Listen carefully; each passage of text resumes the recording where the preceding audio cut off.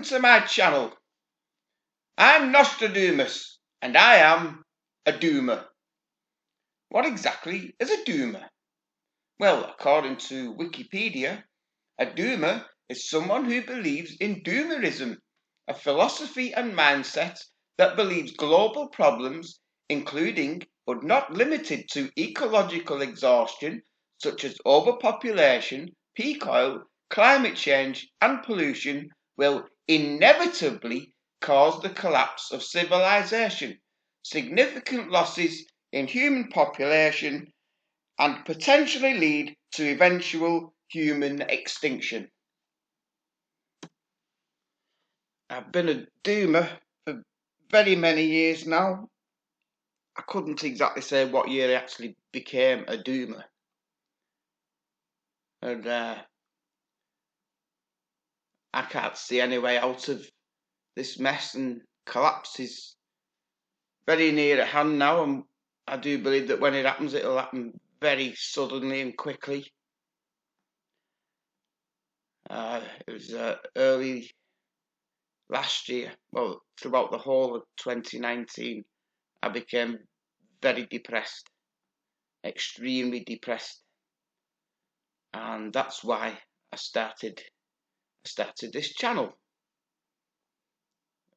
Use it as an outlet for all my grief and frustration and anger. Nothing being done to address this situation and the problems over the last few decades. Everybody just carries on as normal when firm action needed to be taken to prevent the upcoming collapse. It absolutely sickens me to the core what we're doing to this beautiful planet. We've broken this planet, and in turn we've signed ourselves up for self-annihilation. I don't do this channel for the money or the fame. I do it because I want to, and it helps my mental state. And I hope by doing it that some other people can find comfort in what I put out, and showing the kind of stuff that other doomers might be interested in. I don't intend any of my videos to be sensationalist. I do all my own research, and all I do is talk about my findings and what I personally think about it. You don't have to agree with me. That's up to you. It's still a free world, only just, apparently. But it's good to talk to other people with the same point of view, frame of mind. If anybody out there wants to speak to me, rather than leave a public comment, you can contact me on a private email. It's in the about bit on my channel. Feel free. I'll be happy to hear from you. I'll give a big warm welcome to my new subscribers. All my old long-term viewers since I started are probably all getting to know me by now. And I hope I make a few more friends. That'd be great. Oh, this graph, by the way, it's the Google search activity for the word doomer. The cow fart report.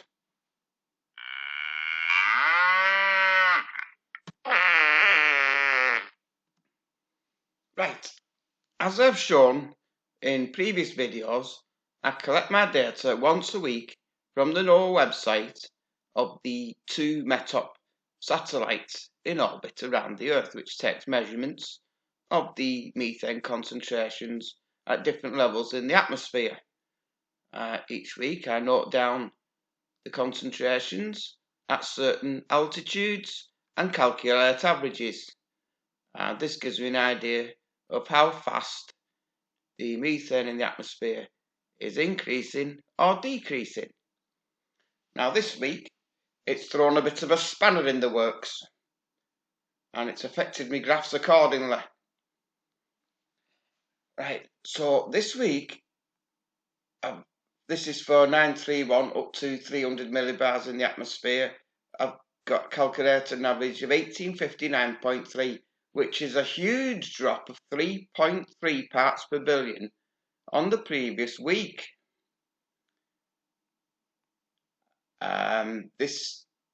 I calculate my graph using a 3-week average of the other averages and gets a nice smooth curve. Right, so this is a very big drop this week. Plus, I based a lot of my graphs on 12 months ago. So not only have we got a big drop this week, but this week last year we had a random increase of 0.2 in the middle of when it was consistently dropping week by week. So this has thrown everything completely off in me comparisons. Now this is probably just a one-off, and normal service will more than likely resume over the coming weeks. But it's shown we're 15 parts per billion higher this week than we were at the same time last year. This was here we are today, and this is where we were 12 months ago. And we can see after the peak we had a bit of a stall, and now it seems to be coming down nicely round about the same rate as it was last year. So again, this week's big drop compared to last year's unusual little rise has meant that the gap has decreased. We had a record 17.5 parts per billion difference last week, and now the gap is close to 17 parts per billion. This is showing the difference over the past 6 or 7 months or so. So we got up to a difference of 17.5, and now it's come down a little bit. And I've just put in for comparison NOAA's latest release of the August figures, and they were saying that August this year was 13.9 parts per billion. This little line here, I've put it in, over previous year. I don't know how they calculate the figures, but NOAA's was showing higher than what I was showing during August, but my graph swiftly overtook them. So it would be interesting to see whether NOAA's figures get higher during the coming months. It shows you how honest I am anyway. If we add up to 300 millibars in particular, and we can see we've dropped back down below 30 parts per billion difference from this year to last year. We did get as high as 32.75. Due to the drop in the looks like there's been a decrease in the amount that's been released into the atmosphere during the past 7 days. It's quite interesting. Here's my 3-week averages for the upper levels of the atmosphere, from 477 all the way up to 151 millibars. And as you can see, after its peak, it plateaued a bit. refused to start going down, but now we're well and truly on the decline.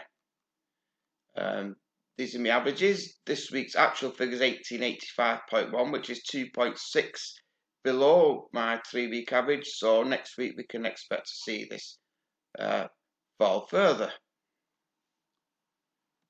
Now, we all know that methane rises up through the air in the atmosphere, and the upper atmosphere 151 millibars has not been affected yet by the 3.3 drop.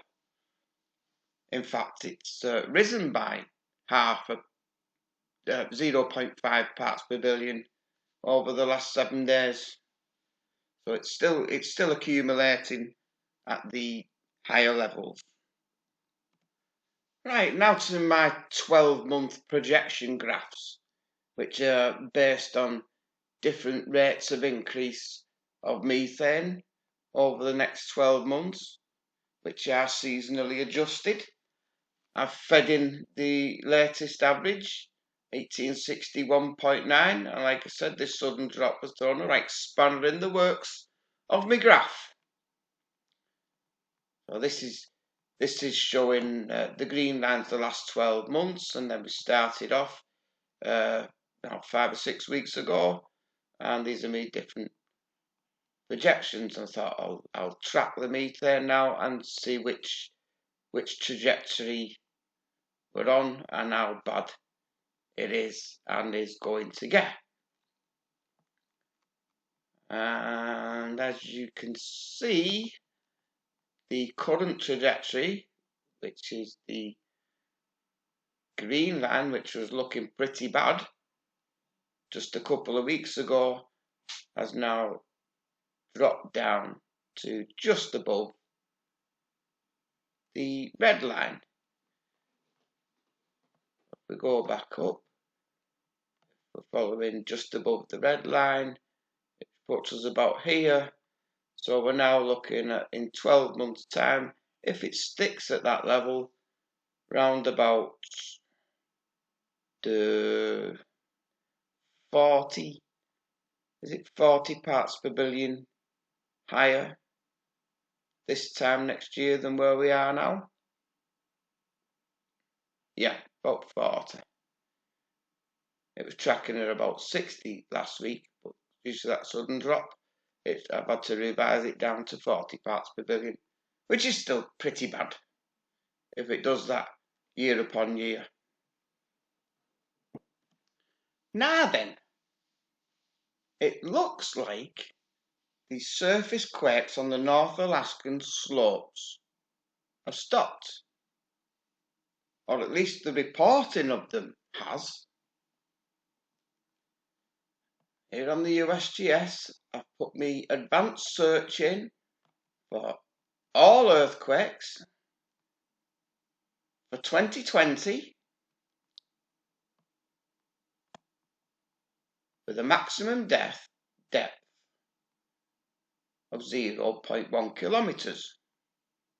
So that's going to show every single earthquake at 0 or 0.1 kilometer depth. So let's do that and see what comes up. I just wanted to show you them all what's happened in the last few weeks, just all together. Here we are. You can see them there. And we had a couple in April, one in May, one in June. But according to this, we had our first 1.9 on the 7th of December. We had a 2.8 on the 8th, 2.4 on the 8th, and a 1.9 on the 10th. Right, I seem to remember there was more than that, wasn't there? It was in my videos. This is a screenshot from one of my videos. Didn't we have a 1.8 on the 30th of November and a 3.4 On the 1st of December? I'm sure we did. Where have they gone? They've disappeared. Let's go over to Volcano Discovery. I'll refresh this, show you. This is the live now as I'm recording. Magnitude 3.4 earthquake, North Slope Counter, 43 miles south of Kaptivik, Alaska, on Tuesday, 1st of December, 12:46 a.m., 13 days ago. Look, there it is.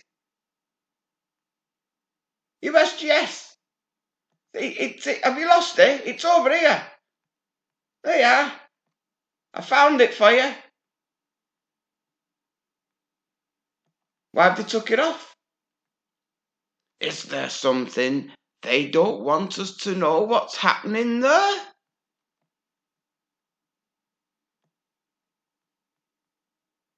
I think there jolly well could be, you know, like giant explosions of methane coming out the ground.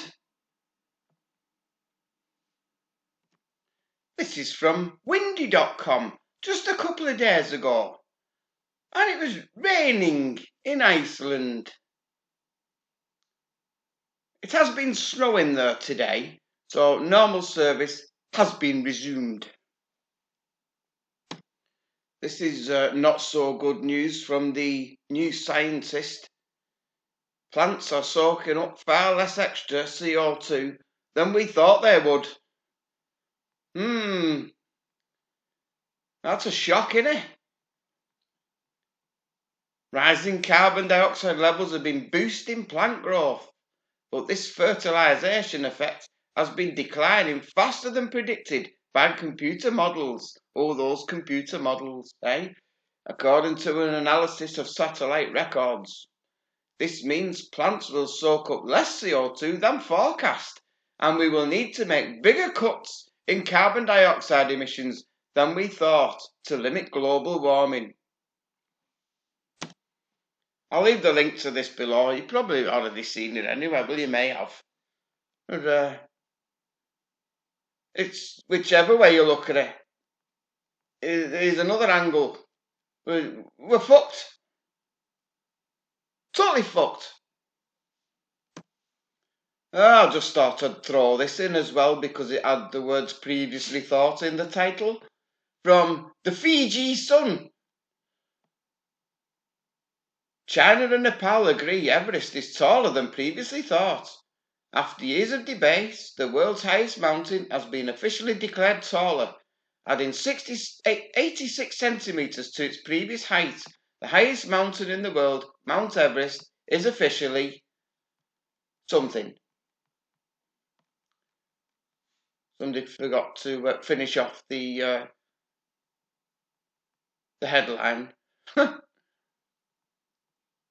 Anyway, it's gained an extra 3 feet.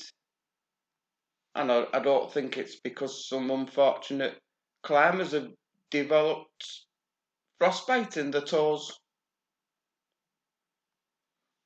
Moving on. I'm not going to dwell on this much either. Most of you's probably already seen this as well, but I'll leave the link below in case you haven't. This is from The Guardian. Human-made materials now outweigh Earth's entire biomass, says study. Production of concrete, metal, plastic, bricks and asphalt greater than mass of living matter on the planet, paper says. The giant's human footprint stamped across the world in 2020 is greater than the impact on the planet of all other living things. The amount of plastic alone is greater in mass than all land animals and marine creatures combined. While human beings might believe in the immensity of the globe and the seemingly infinity of the natural world, the researchers say they wanted to provide an objective and rigorous measure of the reality of the balance between man and nature. What balance? As human-made mass has increased, so too has the impact on plant biomass. Since the first agricultural revolution, humanity has roughly halved the mass of plants. While modern agriculture utilizes an increasing land area for growing crops, the total mass of domesticated crops is vastly outweighed by the loss of plant mass resulting from deforestation, forest management, and other land use changes. These trends in global biomass have affected the carbon cycle and human health. This study joins recent efforts to quantify and evaluate the scale and impact of human activities on our planet, the paper says. The impacts of these activities have been so abrupt and considerable that it has been proposed that the current geological epoch be renamed the Anthropocene. Our study rigorously and quantitatively substantiates this proposal. And that's the end. There's something missing. Where's the last paragraph? The last paragraph of vomit-inducing hopium? They've not even got any hopium. Oh. Now, in a brand new segment to my show, I would like to share with you one of my favourite recipes.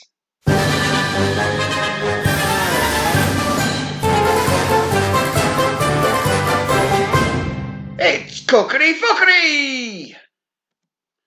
Just smothering an oven-baked jacket potato in feta cheese and beetroot, either fresh or pickled.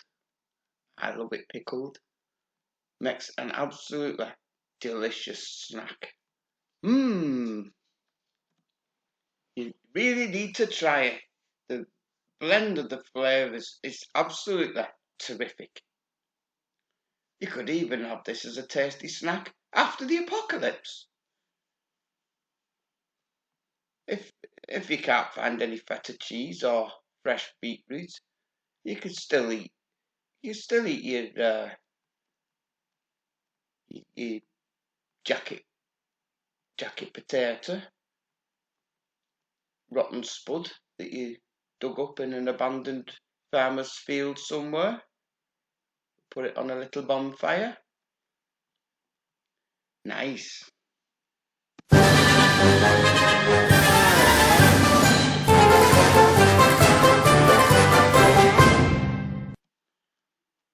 Back in July, I made this video, Fornay's News, Methane Now at Record Levels. There's my thumbnail with the lightning. And included in it was my theory on the universe and how it works and what everything's made of. And now someone else is sharing a very similar theory to what I did. We're joining the conversation once again, and this little article from the 9th of December 2020. Fragments of energy, not waves or particles, may be the fundamental building blocks of the universe. Matter is what makes up the universe, but what makes up matter? The question has long been tricky for those who think about it, especially for the physicists. Reflecting recent trends in physics, my colleague Jeffrey Einstein and I have described an updated way to think about matter. We propose that matter is not made of particles or waves, as was long thought, but more fundamentally that matter is made of fragments of energy. Well, I said there's no such thing as matter, because everything is energy. What did he say?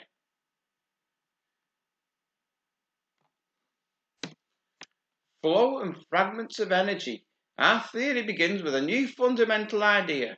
that energy always flows through regions of space and time. Think of energy as made up of lines that fill up a region of space and time, flowing into and out of that region, never beginning, never ending, and never crossing one another.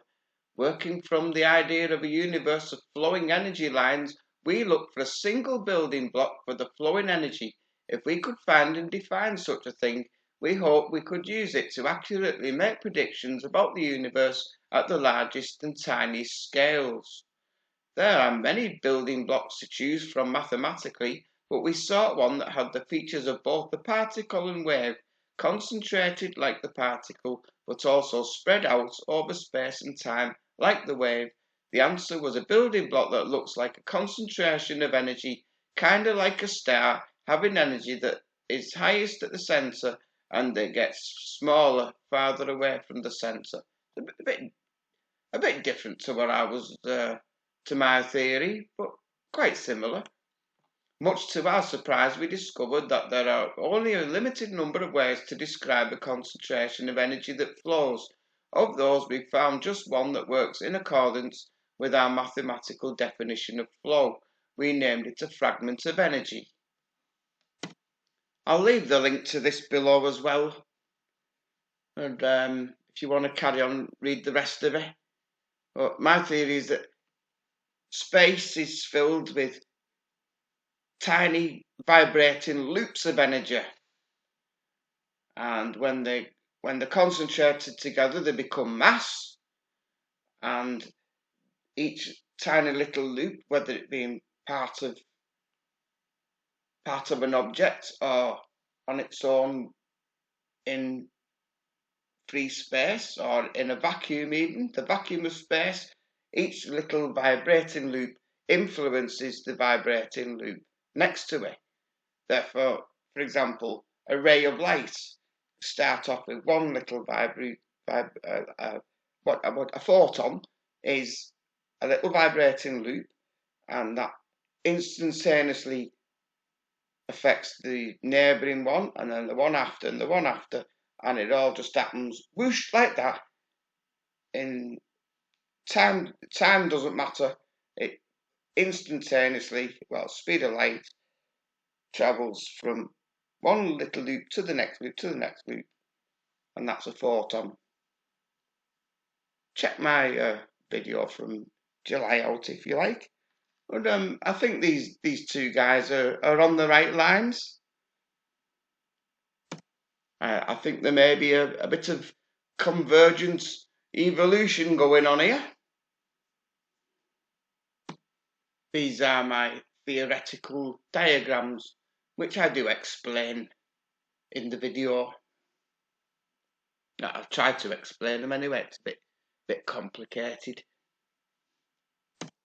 Now it's time for the latest space news.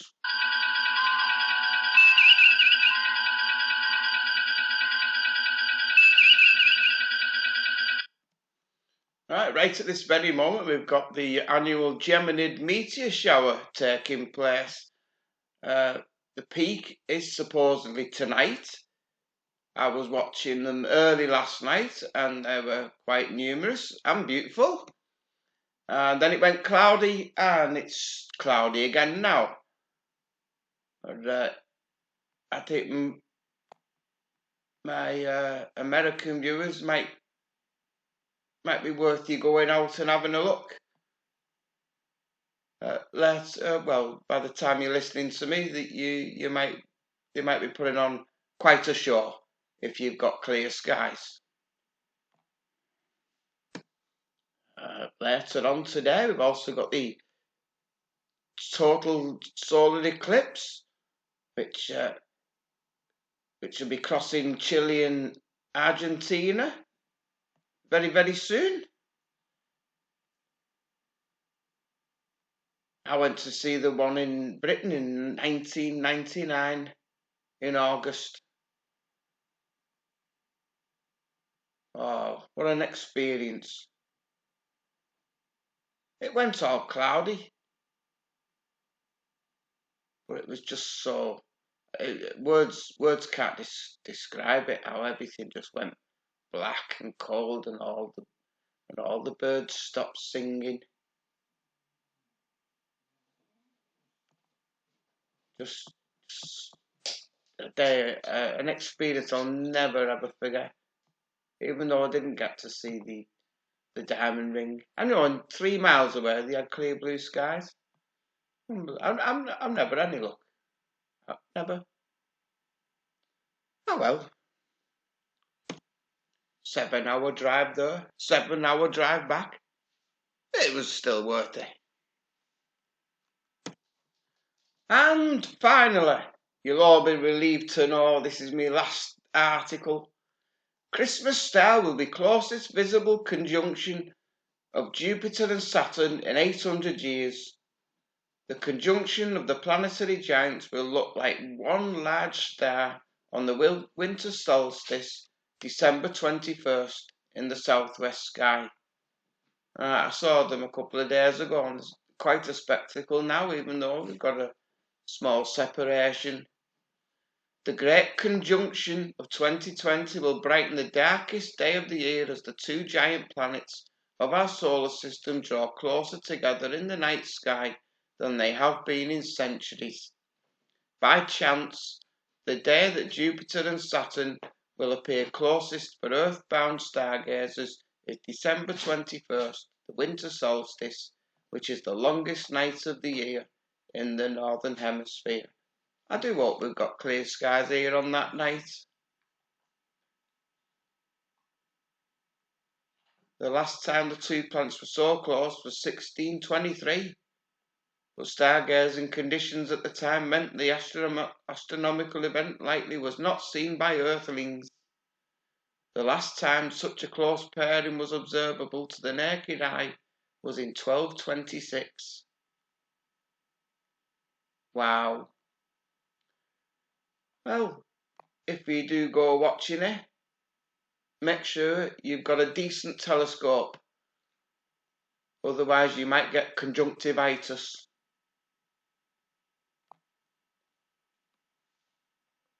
Well, that's it now. Bye-bye from me, and it's bye-bye from Budsy. I'll see you all next time, if there is a next time. Love you all. Goodbye, everybody. Bye.